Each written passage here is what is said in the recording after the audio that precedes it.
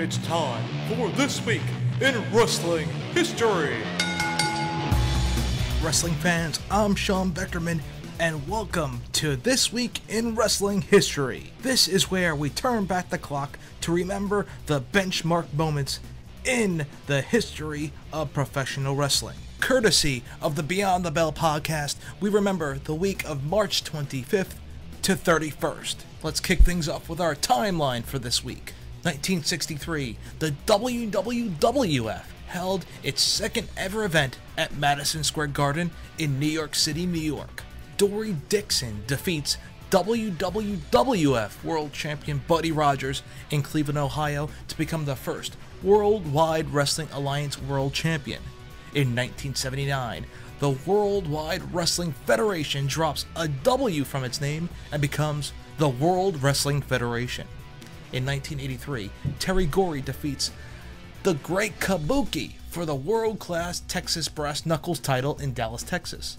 Roddy Piper defeats Dick Slater in Asheville, North Carolina to win the NWA television title, beginning his second reign.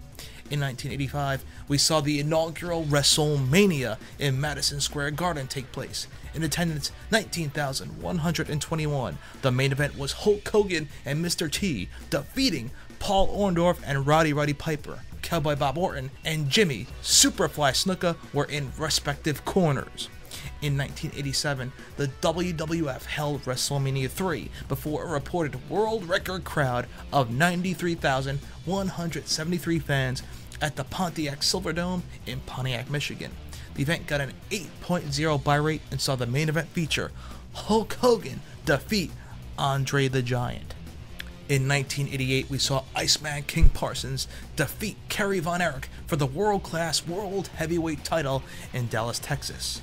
Also that year, the WWF held WrestleMania 4 at Trump Plaza Hotel and Casino in Atlantic City, New Jersey, with 18,165 fans in attendance. The event featured, among other things, a 14-man tournament for the WWF World title, which was vacated after a controversial match between Hulk Hogan and Andre the Giant on February 5th of that year.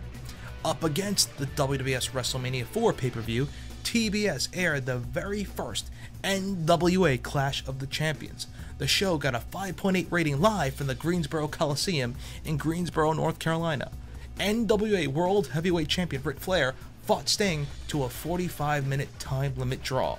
In 1989, Sting defeated Mike Rotunda for the NWA World Television title in the Omni in Atlanta, Georgia. This was Sting's first singles title victory. In 1996, WrestleMania 12 takes place at the Arrowhead Pond in Anaheim, California.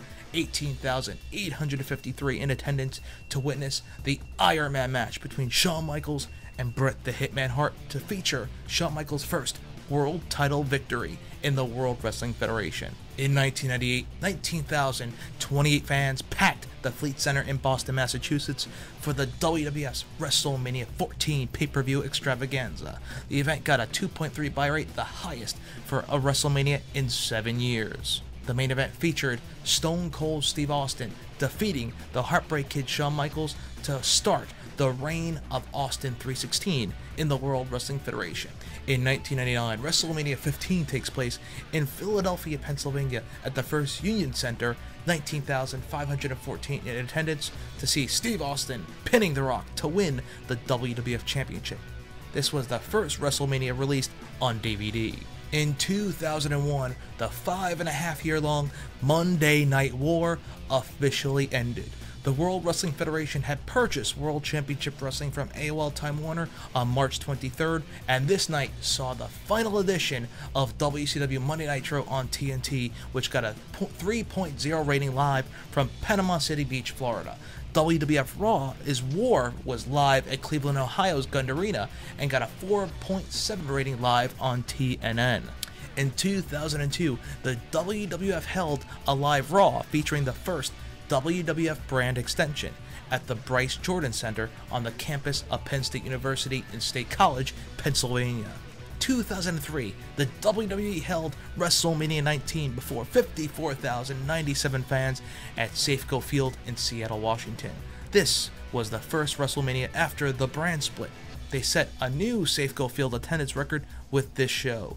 The next night on Raw, Bill Goldberg made his WWE debut. In 2007, the American Dream Dusty Rhodes, Mr. Perfect Kurt Hennig, Jerry the King Lawler, Jim Ross, Nick Bockwinkel, Mr. Fuji, and The Sheik all were inducted into the WWE Hall of Fame. In 2008, WrestleMania 24 takes place, featuring Ric Flair's final match in the WWE. In 2010, we saw the $1 Million Man Ted DiBiase inducted in the WWE Hall of Fame. The next night, WrestleMania 26 takes place in Glendale, Arizona at the University of Phoenix Stadium. The Undertaker battles Shawn Michaels Part 2, the rematch, where we saw the Heartbreak Kid Shawn Michaels finish his illustrious career, losing to The Undertaker with him going 18-0. Remember, for all things nostalgia in the world of professional wrestling and sports entertainment, tune into Beyond the Bell on the SNS Radio Network.